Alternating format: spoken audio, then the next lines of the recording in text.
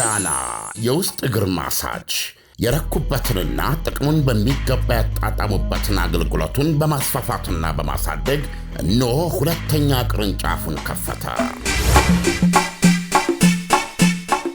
ዳና በአዲሱ ቅርንጫፋችን ሙሉ የማሳጅ ስቲም፣ የሳውናና የሞሮኮ አገልግሎት መስጠት ጀምረናል። ለቤተሰብ ለጥንዶችና ለሙሽራዎች ከነሚዜዎቻቸው ዳና ማለፊያ ምርጫ ነው። ዳና ቁጥር 1 ብስራተ ገብርኤል አፍሪካ ህንፃ 3ኛ ፎቅ። አዲሱ ቅርንጫፋችን ቡልጋሪያ ማዞሪያ በግዙፉ ድሪም አፓርትመንት። ዳና።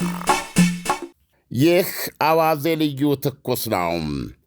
በአሜሪካን አገር በስደት የሚኖሩት የቀድሞው የኢራኑ ሻህ ልጅ ወይም አልጋ ወራሽ ልንላቸው እንችላለን ሬዛ ፓህላቪ የእስላማዊ አብዮተኞች አገዛዝ ተገርስሰው እሳቸው ወደ ኢራን መንበረ ሥልጣን ቢመለሱ አገረ እስራኤል ወይም አሬጽ እስራኤልን ወዲያውኑ እንደ ሀገርና መንግሥት ዕውቅና እንደሚሰጡና የኢራንን የኒውክሌር ፕሮግራም እንደሚያከትሙ አስታወቁ።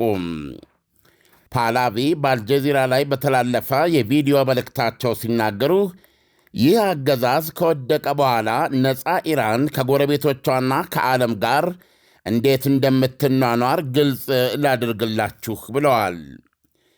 ደህንነትና የውጭ ፖሊሲን በተመለከተ የኢራን ወታደራዊ የኒውክሊየር ፕሮግራም ወዲያውኑ ይቆማል ብለዋል። ለሽብር ቡድኖች የሚደረገው ድጋፍ ወዲያውኑ ይቆማል። ነፃ ኢራን ክልላዊና ዓለም አቀፋዊ አጋሮቿ ጋር በመሆን አሸባሪነትን ለመጋፈጥ ትሰራለች ብለዋል። በዲፕሎማሲ ዘርፍ ደግሞ ከአሜሪካ ጋር ግንኙነታችንን እንመሰርታለን፣ ከአሜሪካና ሕዝቧ ጋር የነበረንን ወዳጅነት እንደነበር እንመልሳለን ብለዋል። አገር እስራኤልን ወዲያውኑ እናውቃለን። የአብርሃም ስምምነት አብርሃም አኮርድስ ወደ ቂሮስ ስምምነት ወደ ሳይረስ አኮርድስ እንዲስፋፋ በማድረግ ነፃ ኢራን እስራኤልንና አረቦችን እንዲያስተሳስር እንጥራለን ብለዋል። ዳንኤል፣ እነዚህ በዚህ መንገድ አጠር ባለ መንገድ የተገለጹ የኢራን ላለፉት 47 ዓመታት በኢራን እስላማዊ አብዮተኞች የተቋረጠው እና ለ2500 ዓመታት ያችን ሀገር ያስተዳድረው ንጉሣዊ ስርዓት ቀጣይነት ቢያገኝ ነው እንግዲህ አልጋ ወራሹ የሚናገሩት። አሁን በኢራን በዚህ መልኩ ሲካሄድ የነበረው ተቃውሞ ፍሬ አፍርቶ እና አሁን 47 ዓመታት ጸንቶ የቆየው እስላማዊት ሪፐብሊክ ኢራን አገዛዝ ቢወድቅ እና ከ47 ዓመት መቋረጥ በኋላ ንጉሣዊ ስርዓት እንደገና የማንሰራራት ዕድል ቢያገኝ ማለታቸው ነው። የምትኖረው ኢራን ምን ትመስላለች የሚለውን የሚገልጽ ነው። በነገራችን ላይ በዚህ ጸረ ያገዛዙ ሰልፍ ላይ ከሚሰሙ አበይት መፈክሮች መካከል አንዱ የኢራን ሞናርኪ የንጉሣዊ ስርዓት ይመለስ የሚሉ ነበሩ። በነገራችን ላይ ንጉሣዊ ስርዓት በሌላ ክፍለ ዓለማት በሌላ ስፍራዎች ላይ ምናልባት ፋይዳቸው ላይታይ ይችል ይሆናል። በመካከለኛው ምስራቅ ውስጥ ግን አይናችንን ገልጠን ካየን ጥግብ ላሉት መረጋጋት፣ ብልጽግና እውነቱን ለመናገር መካከለኛው ምስራቅ የንጉሣዊ ክልል ነው። ንጉሣዊ ሞናርኪ ነው ያሉት። ከዋናዋ ሳውዲ አረቢያ ብትጀምር በሁሉም ጋር ኳታር ብትሄድ፣ የተባበሩት አረብ ኤምሬት ብትሄድ፣ ባህሬን፣ ኦማን፣ እነዚህ በጣም የበለጸጉ ጥግብ ያለ ሰላም ያላቸው ሀገሮች ማለት ነው። ዮርዳኖስ፣ እነዚህ ሞናርኪዎች ናቸው። ስለዚህ በጣም ሬሌቫንት ነው የንጉሣዊ ስርዓት እዛ እና ኢራን ወደ ንጉሣዊ ስርዓት የመመለስ ዕድል ብታገኝ ነው ያሉት አልጋ ወራሹ። አንደኛ ለእስራኤል ዕውቅና ትሰጣለች። ይሄ ማለት ምንድን ነው? በፊት ይሄ ሞናርኪ ወይም የኢራን ንጉሳዊ አገዛዝ በአያቶላ ሮላ ኾሜኒ እስላማዊ ሪፐብሊክ በኃይል ከመገርሰስ በፊት የነበረው ከምዕራባውያን ጋር እና ከእስራኤል ጋር የተለየ ግንኙነት ነበረው። በነገራችን ላይ የኒውክሌር ፕሮግራምም ሰላማዊ የኒውክሌር ፕሮግራም መሰረቱም በእስራኤልና በኢራን ንጉሳዊ ስርዓት የተጀመረ ነው። ስለዚህ ይሄን በማድረግ በአጠቃላይ መካከለኛው ምስራቅ ውስጥ ከኢራን እስከ ሶሪያ እስከ ሊባኖስ እስከ የመን እስከ ኢራቅ ድረስ የእሳት ቋያ የተፈጠረው የእሳት ቋያ በሙሉ ይከስማል ማለት ነው። ይሄ ሁሉ በዚህ ዙሪያ የምታየው ነገር በኢራንና በእስራኤል መካከል ያለው ጠላትነት ነው። ምክንያቱም አቋማቸው ነው። ትክክል ነው ትክክል አይደለም ለማለት አይደለም ዳንኤል፣ ቱ ስቴት ዘ ፋክትስ ነው እንትኑን ለመናገር ማለት ነው። አሁን ያሉት የኢራን መሪዎች ለእስራኤል ሕልውና እውቅና አይሰጡም። ከዛም አልፎ እስራኤል መጥፋት አለባት የሚሉት ይሄ ፖሊሲያቸው ነው። ስለዚህ በእስራኤል በኩል ደግሞ የዚህ ግልባጭ ይሄ ሪፐብሊክ መጥፋት አለበት ነው። ይሄ አገዛዝ ካልጠፋ የኔ ሕልውና ይጠፋል የሚል ምህረት የለሽ ጠላትነት ነው የተዘረጋው። ይህን ጠላትነት ተከትሎ እዚህ ጋር ኢራን በዓለማችን ሶስተኛው ግዙፍ የሆነ የነዳጅ ክምችት ያላት ሀገር ነች። ቬኔዙዌላ አንደኛ ነች። ከዛ ቀጥላ ሳውዲ አረቢያ ነች። ከሳውዲ አረቢያ ቀጥላ ማነች? ኢራን ናት። ኢራን በነዳጅ በተፈጥሮ ጋዝ ሀብቷ በጣም በእውነት የኢራን ህዝብ ነው የምነግርህ በተለወጠ ሁኔታ ውስጥ ጥግብ ያለ ኑሮ መኖር የሚችል ሀብታም ህዝብ ነው። እግዚአብሔር ይሄ ብቻ የተሰጠው ነዳጅና የተፈጥሮ ጋዝ ያጠለቀለቀው ህዝብ ነው። ስለዚህ ሀብቷ ቀላል አይደለም ማለት ነው የኢራን እና ይህ ሀብት ምን አድርጓል? ሊባኖስ ውስጥ ሄዝቦላ የሚባል በመንግስት ውስጥ ሌላ መንግስት ሆኖ የእሷን ዓላማና ተልእኮ የሚያስፈጽም ኃይል ለመፍጠር አስችሏቸው ነበር። ለዛውም በቢሊዮን ዶላሮች የሚቆጠር በጀት ታወጣለ ማለት ነው። በዛ በኩል እስራኤልን ትዋጋለች በሊባኖስ ማለት ነው። በዚህ በፍልስጤም ኬዝም ስትመጣ ሐማስ የራሱ ትግል በአጋጣሚ እስራኤል መጥፋት አለበት የሚለው ከኢራን ዓላማ ጋር የተሳሰረ ስለሆነ በዚህ ውስጥ ሆኖ የፍልስጤምን ትግል ማካሄድ ብቻ ሳይሆን የኢራንንም ዓላማ ደርቦ የማራመድ ኃላፊነት ነበረበት ማለት ነው። እንደገና ወደ ኢራቅ ውስጥ ገብተ ደግሞ የተለያዩ ደጋፊ ኢራን የሆኑ ሚሊሻዎች አሉ። እስከ ሐውቲዎች ድረስ ስትመጣ እነዚህ በሙሉ በከፍተኛ ገንዘብ፣ ከፍተኛ የቴክኖሎጂ ገዛ፣ የዲፕሎማሲ ብዙን የሚፈልጉ ናቸው። የሶሪያ የነበረው የአሳዶች አገዛዝ እስትንፋሱ በኢራን ላይ የተመሰረተ ነው። ባለፈው እንዳየነው በማንኛውም መመዘኛ እኮ አሳዶች እኮ በአረብ ጸደይ ጊዜ እኮ መውደቅ ነበረባቸው። ያንን ዙፋን ተሸክማ የአንበሳውን ድርሻ በመወጣት ኢራን ናት። በገንዘብ አፍጋኒስታናውያንን የተለያዩትን በመመልመል ወታደር በማስገባት ኢኮኖሚውን በማገዝ ነዳጅ በመስጠት ምን አለፋ በቢሊዮን የሚቆጠር ዶላርና ደም እንደውሃ የህዝቦላ ፈሶ ያዳነች ስታየው እንዳለ የምታየው የእሳት ቋያ ነው። አሁን አልጋ ወራሹ ምንድን ነው የሚሉት? በፊትም ሞናርኪው ከእስራኤል ጋር ጠላትነት አልነበረውም። ስለዚህ አገረ እስራኤልን እውቅና እንስጣለን ያለው ይሄ ማለት ምን እንደሚያደርጉ ታውቃለህ? በሙሉ አሁን እዚህ የተያያዘው ያለው የእሳት ቋያ በሙሉ ይጠፋል ማለት ነው። የትኛው የሽብር ቡድን ያለው የሚደረገው እገዛ ይቆማል። ከጎረቤት አጋሮቻቸውን ከነ ሳዑዲ አረቢያ ከነ ተባበሩት አረብ ኤሚሬትስ ከነ ማለታቸው በአጠቃላይ ከአረብ ጎረቤቶቻቸው ከነ ቱርክ ገብተዋል። ከራሷ ከእስራኤል ጋር በመሆን ሽብርተኛነትን እንጋፈጣለን ያሉት። በዲፕሎማሲ ከአሜሪካ ጋር የነበረን ግንኙነት እንመሰርታለን። ይሄ ከአሜሪካ ጋር የሚደረገው ግንኙነት በፊትም የነበረ ነው።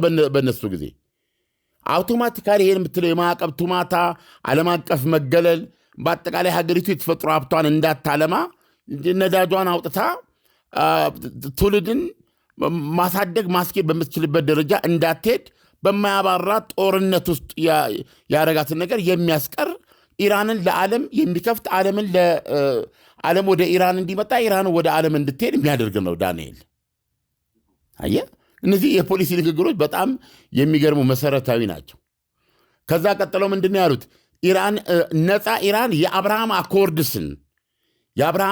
የአብርሃም ስምምነት ወደ በአማርኛ ወደ ቂሮስ ስምምነትም እንዲስፋፋና በነፃ ኢራን በእስራኤልና በአረቦች መካከል ትስስር እንዲኖር እንሰራለን ያሉት በእውነት በጣም የሚገርም ነው። የቂሮስ ስምምነት ሲሉ ምን ማለታቸው መሰለ? የፐርሺያው እንግዲህ እስራኤላውያን በናቡከደነጾር ጊዜ ነው። በናቡከደነጾር የባቢሎኑ ንጉሥ ማለት ነው። ባቢሎን እንግዲህ አሁኗ ኢራቅ ማለት ነው።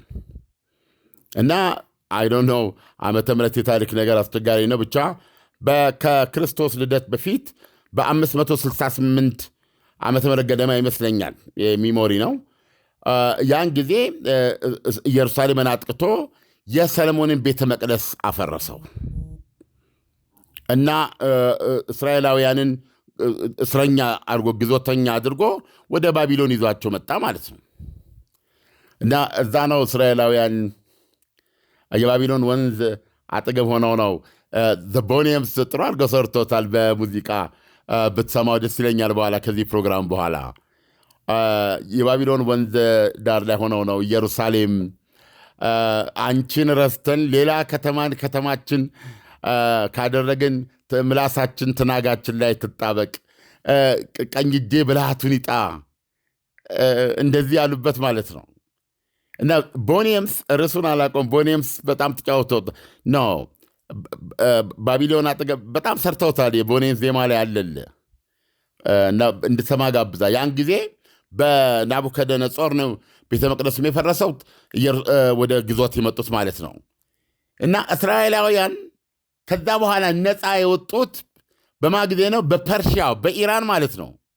በፐርሺያው ንጉሥ ቂሮስ ሳይረስ ጊዜ በጣም የይሁዳውያን ወዳጅ ነበር።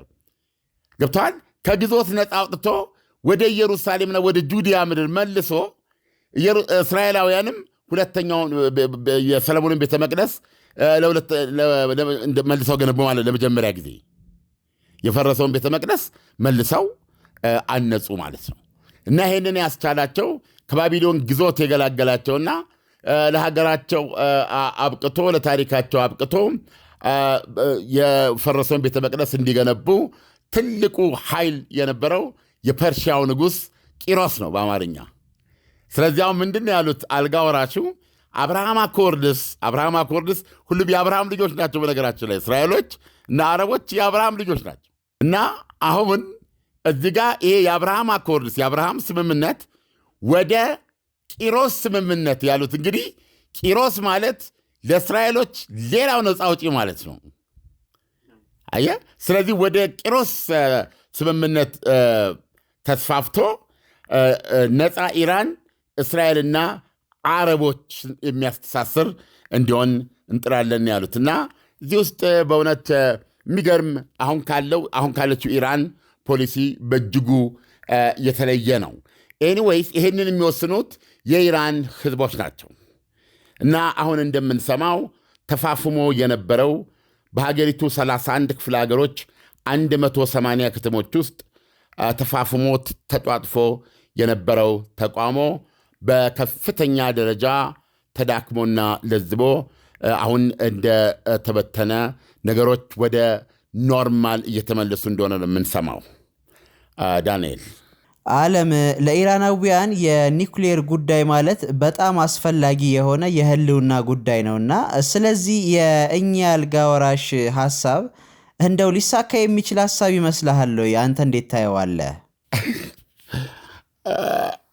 ዳኒ የጥያቄ አቀራረብ ትንሽ አስቸጋሪ ነው። ለኢራናውያን የኒውክሌር ፕሮግራሙ የህልውና ጉዳይ ነው ያልከው።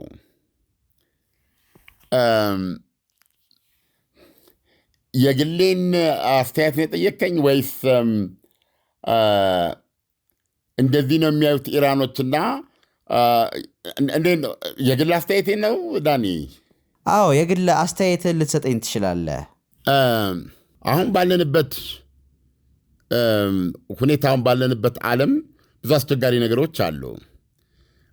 ነገር ግን ከዛሬ 47 ዓመት በፊት ኢራንና እስራኤል ጠላት አልነበሩም። ኢራንና እስራኤል በከፍተኛ ወዳጅነትና ጉርብትና የሚኖሩ አገራት ነበሩ። ከእስራኤል ጋር የነበረው ግንኙነት በሙሉ ተቋርጦ አዲስ ኢራን ስትመጣ የንጉሳዊ ስርዓቱን ገርስሰው ንጉሱ ሀገር ለቀው ሸሽተው ከዛ በኋላ ስልጣኑን እስላማዊ አብዮተኞች ሲቆጣጠሩ የትግላቸው መነሻ ያደረጉት የንጉሳዊ ስርዓቱን አስቻይ ናቸው፣ ኢኔብለርስ ናቸው ብለው በተጠያቂነት የወነጀሏቸውን አሜሪካና እስራኤልን በዋነኛነት ጠላት አድርገው ነው።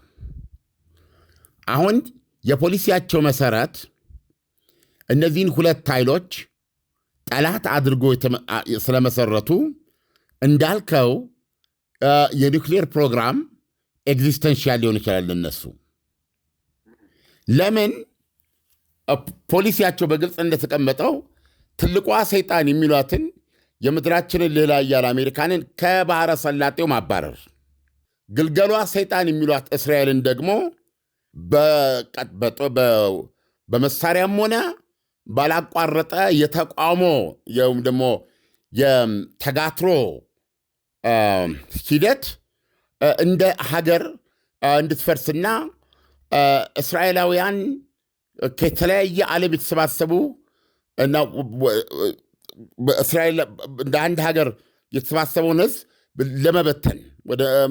ለመበተን ያለመ ፖሊሲ ነው የቀረጹት። ስለዚህ ይህን ፖሊሲ አንተ ስታራምድ ያ ደግሞ ይህንን ፖሊሲ የምታራምድበት አገር ደግሞ አንተ የምጠፋበትን መንገድ ያስባል ማለት ነው። ስለዚህ የኒውክሌር ቦምብ ኤግዚስተንሻል ነው አሁን ላለው የኢራን እስላማዊ አብዮታዊ ሪፑብሊክ። ምክንያቱም ህልውናዋን ለማክሰም የቆመው ለምሳሌ እስራኤል ነው አይደለም። ስለዚህ አሁን እስራኤል መጀመሪያ ከሄዝቦላ ከሐማስ እየተባለች ውጊያ ካደረገች በኋላ በቀጥታ ከኢራን ጋር ገጥማለች። ይሄ ውጊያቸው አንዱ እፎይታ የሚያገኘው ከሁለት አንዳቸው ጠላታቸው ሲያስወግዱ ነው።